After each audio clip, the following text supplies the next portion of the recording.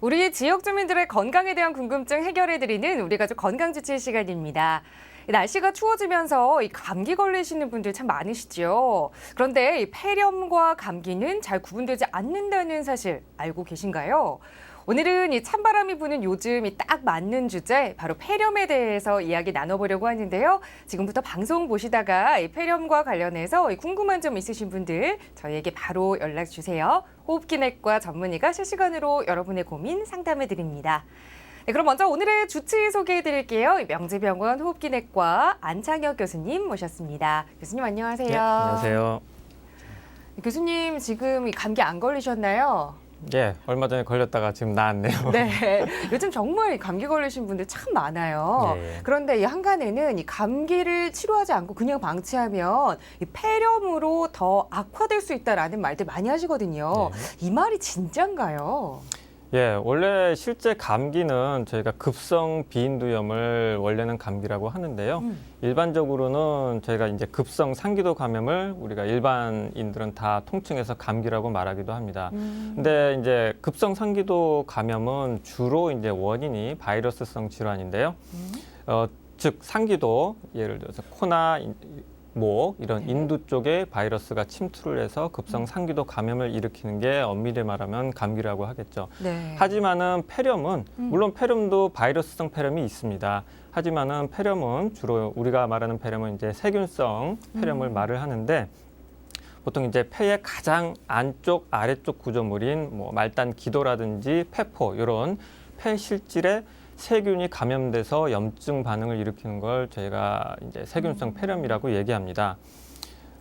근데 만약에 이제 초기에 바이러스성 감기로 시작이 됐지만은 이게 치료가 제대로 늦어지거나 안 돼서 2차 세균 감염이 발생을 하고 그 세균이 만약에 폐포까지 도달을 하게 돼서 폐렴을 일으키게 된다면 환자분들은 당연히 감기가 이게 제대로 안 돼서 폐렴이 생겼다라고 이제 말씀하시게 되겠죠. 네, 이 감기 그 자체가 바로 폐렴으로 연결되는 것은 아니지만 치료하지 않고 두면 또 세균성으로 더 감염이 돼서 악화되기도 한다라는 말씀을 해주셨는데 그렇다면 이 되게 비슷한 질병이잖아요. 이 폐렴과 또 감기, 또 말씀해주신 상기도 감염과는 증상에 조금 차이가 있나요?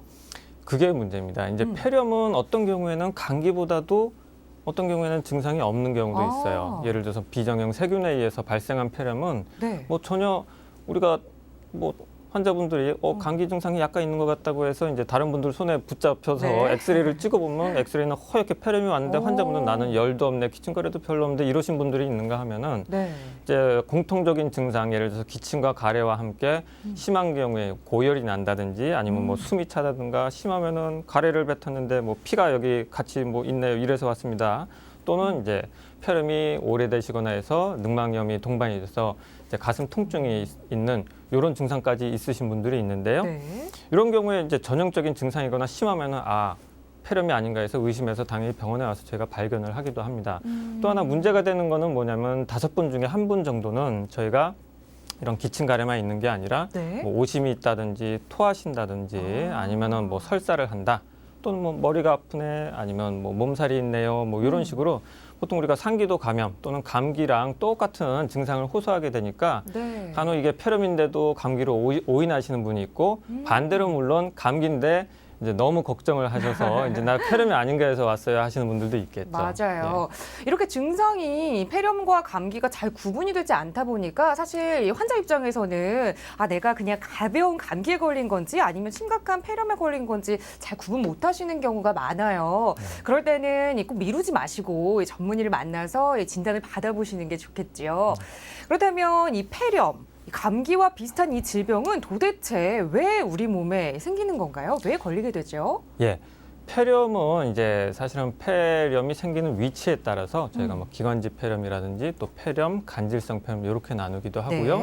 또 하나는 이제 폐렴이 생기는 환자가 폐렴이 생길 당시에 어느 곳에서 주로 생활을 했나에 따라서 이제 지역사회 획득성 폐렴이라든지 원내 폐렴 또는 어떤 의료기관 관련 폐렴 뭐 그런 식으로도 나누기도 하고요.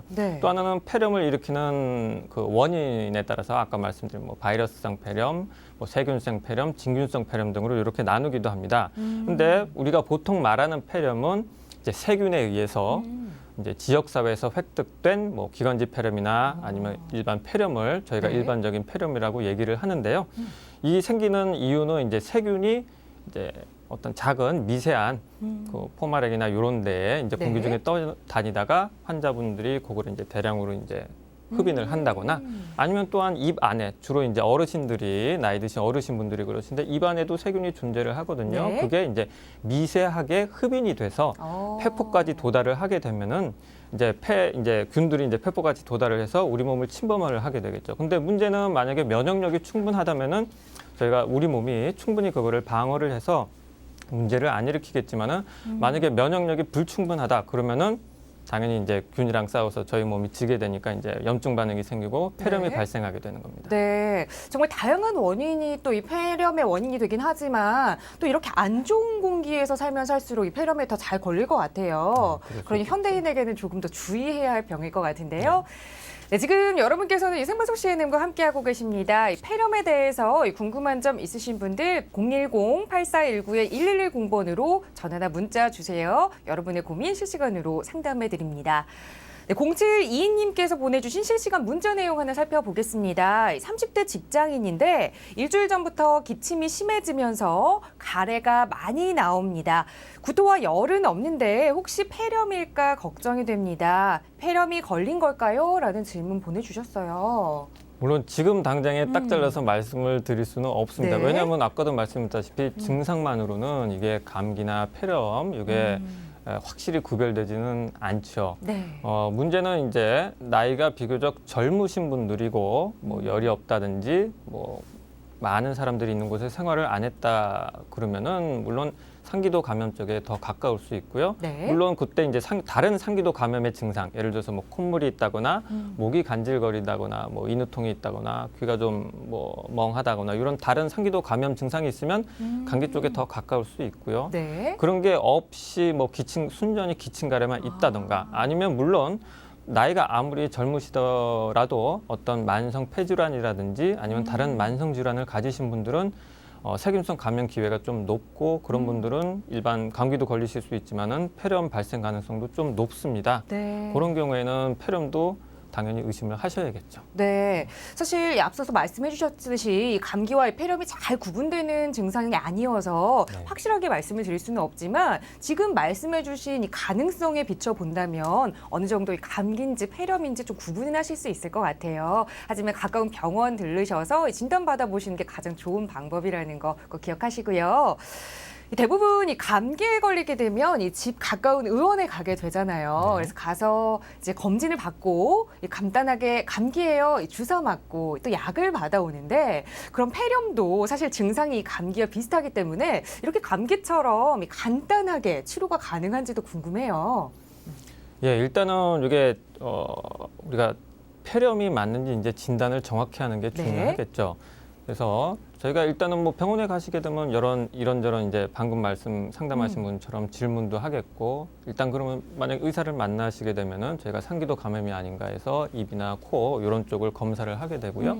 그다음에 이제 기관지염이나 폐렴의 가장 중요한 소견은 이제 저희가 직접 청진을 해보면은 네. 이제 뭐 뽀그락뽀그락거리는 소리가 난다든지 해서 우리가 청진 시에 기관지염이나 폐렴이 있겠구나 하고 의사가 의심을 하게 됩니다. 네. 그러면 이런 종합적인 판단하에 만약 엑스레이 시설이 있는 병원 같은 경우에는 저희가 엑스레이를 찍어보자고 하고 거기서 이제 전형적인 뭐 폐렴 소견이 나타난다. 네. 그러면은 이제 폐렴이겠구나 하고 저희가 강력히 의심을 하게 되고 그 다음에는 이제 폐렴이 강력히 의심이 되면은 이제 저희가 원인균 검사를 하게 되는데요. 네. 화면에서 보다시피 엑스레이를 찍게 되면은 왼쪽 사진과 같이 하얗게 된 부분이 보이게 되고 하얗네요. 예.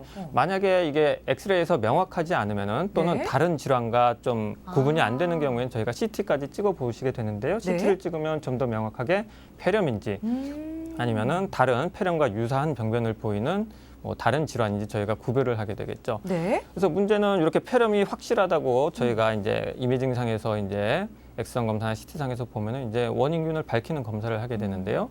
주로 어떤 객담 검사라든지 만약에 어르신들과 같이 객담을 잘 뱉지 못하시는 분들은 네. 저희가 기관지 내시경을 해서 강제로 이제 객담을 추출을 해내서 검사를 하게 됩니다. 물론 이것만으로도 불충분해서 저희가 어떤 혈액 속에 어떤 균이 돌아다니는지 보기 위해서 뭐 혈액 배양 검사를 한다든지 아니면 소변을 통해서 어떤 균들은 이제 항원 검사 같은 걸 할 수도 있고요. 네. 아니면 혈액 검사를 통해서 저희가 항체 검사나 이제 여러 가지 발달된 최신 의학 진단 기법으로 저희가 보게 됩니다. 왜 이런 일을 하냐면은 저희가 안타깝게도 객단 검사를 해서 네. 균이 보이는 게 사실은 50% 정도밖에 안 된다고 합니다. 그래서 어떤 균에 의한 폐렴인지 잘 모르게 되겠죠. 하지만 이거를 어떤 균이 나올 때까지 저희가 그냥 두고 봐서는 환자분들이 점점 안 좋아지기 때문에 그렇죠. 저희가 얼른 항생제 치료를 해야 되는데요. 그러기 위해서는 처음에 저희가 이 폐렴의 종류가 어떠한 것들이 있다고 말씀드린 것 같이 이분이 어떠한 상태에 있었고 기저질환이 뭐냐에 따라서 원인 우리가 추정할 수 있는 가장 가능성이 높은 균을 추정을 할 수 있게 되고 거기에 따라서 저희가 가장 적합한 항생제를 선택을 하게 돼서 그것을 미리 투여를 하면서 경과를 보게 됩니다. 네. 그래서 이런 과정을 겪게 되겠죠. 네.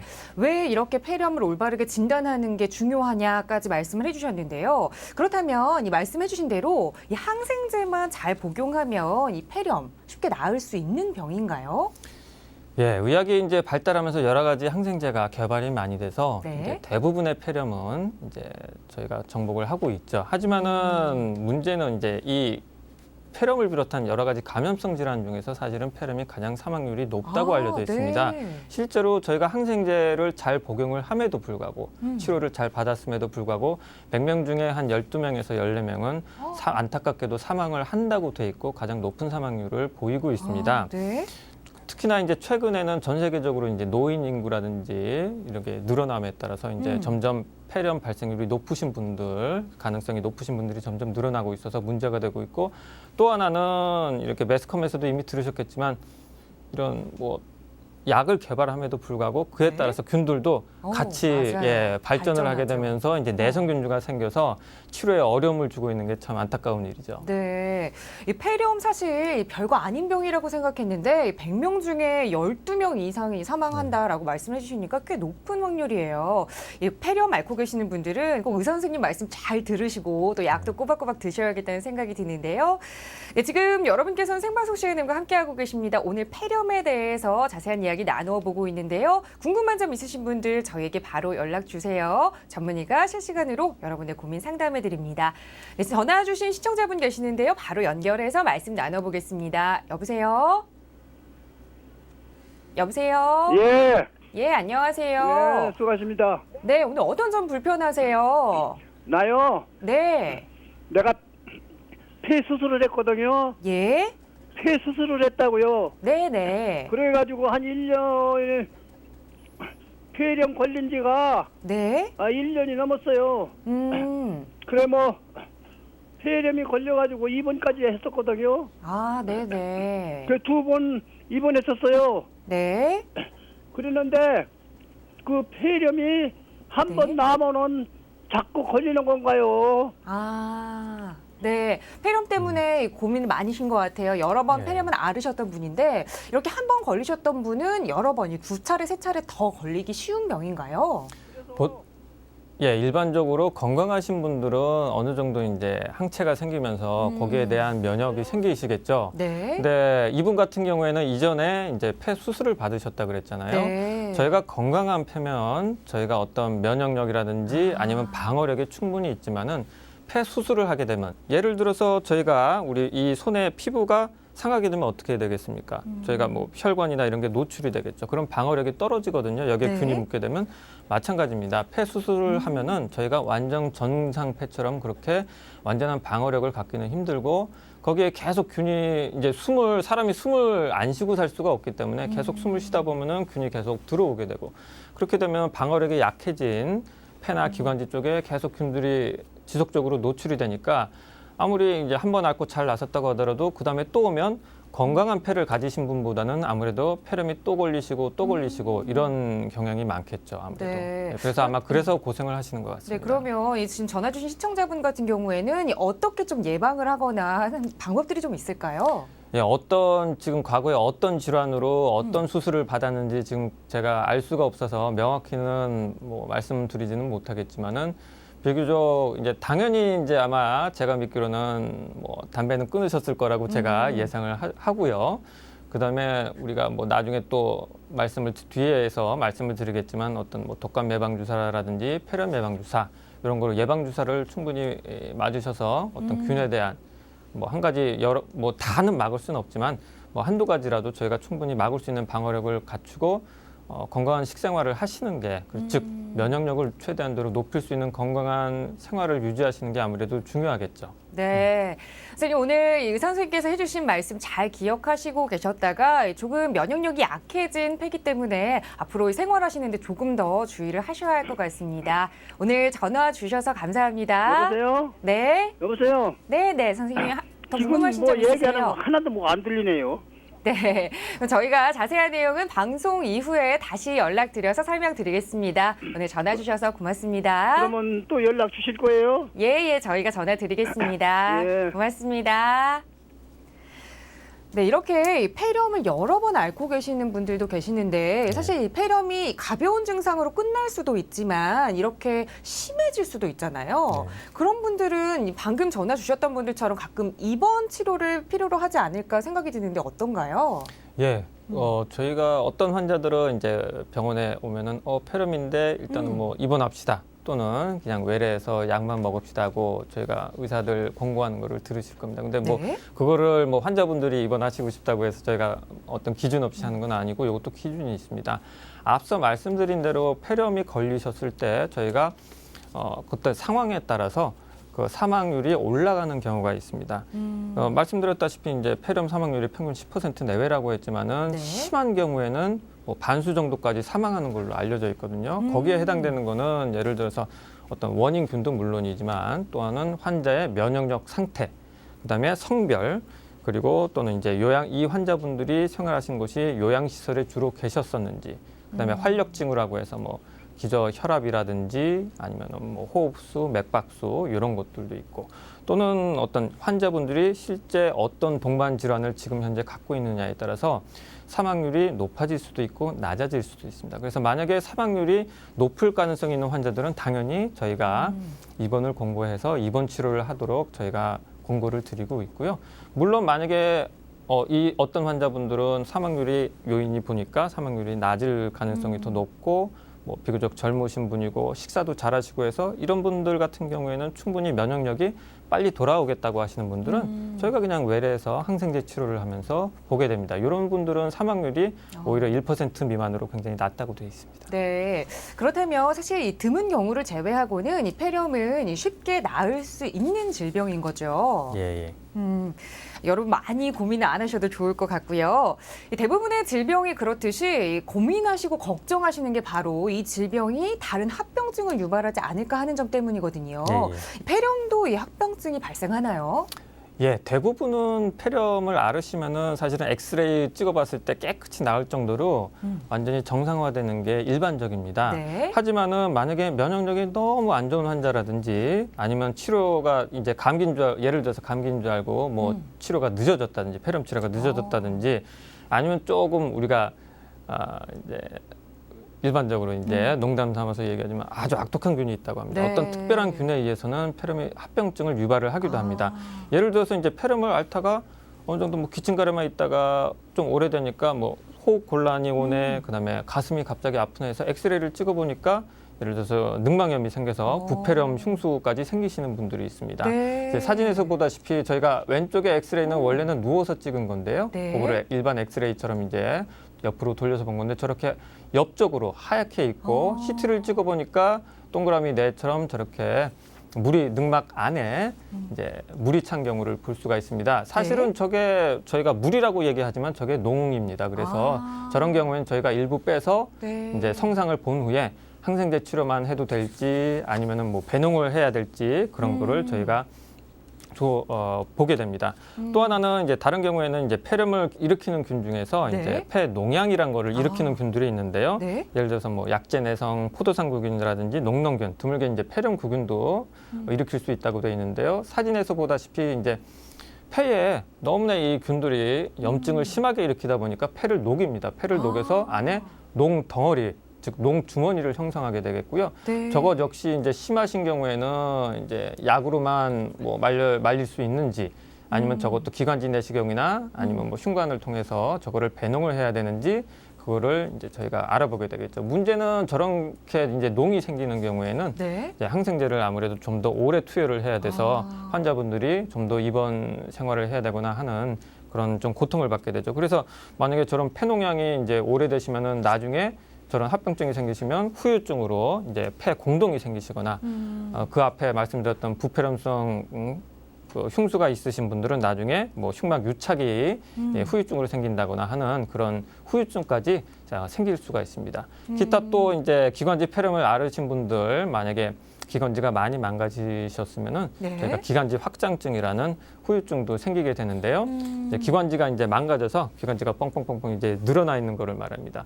사진에서 보시는 게 이제 CT를 찍으신 건데요. 이렇게 원래는 기관지가 아주 작게 분포돼야 되는데 이제 기관지가 늘어나면서 확장이 네. 돼서 늘어나면서 저렇게 구멍 벌집처럼 구멍이 뚫리면서 이제 저렇게 보이게 되죠. 이 합병증까지 보니까 정말 무서운 질환이다라는 생각이 드는데 그런데 이 폐렴을 예방할 수 있는 좋은 방법이 있죠. 그 방법 좀 짧게 소개를 좀 해주세요. 예, 지금 저희가 다행히 이제 저희가 그 폐렴 예방 주사라는 걸 아마 들어보셨을 겁니다. 요즘 선전에도 많이 나오고 있는데 이제 저희가 폐렴을 일으키는 균 중에서 폐렴구균이라는 균에 대한 폐렴 예방 주사가 저희가 개발이 돼서 저희가 그것을 권고를 많이 드리고 있는데요. 물론 이제 이게 모든 폐렴구균을 다 100% 막아주는 것은 아니고 저희가 일반적으로 특히나 이제 한국에서 많이 폐렴을 일으키는 그런 폐렴구균만을 저희가 모아서 이제 예방 주사를 만들어서 아무래도 이거를 하면 100% 막지는 못하겠지만 최대한도로 이제 폐렴구균에 의한 세균성 폐렴은 막아준다고 볼 수 있습니다. 네, 꼭 많은 분들 예방 주사 꼭 맞으셨으면 좋겠네요. 교수님 오늘 좋은 정보 잘 들었습니다. 네, 감사합니다.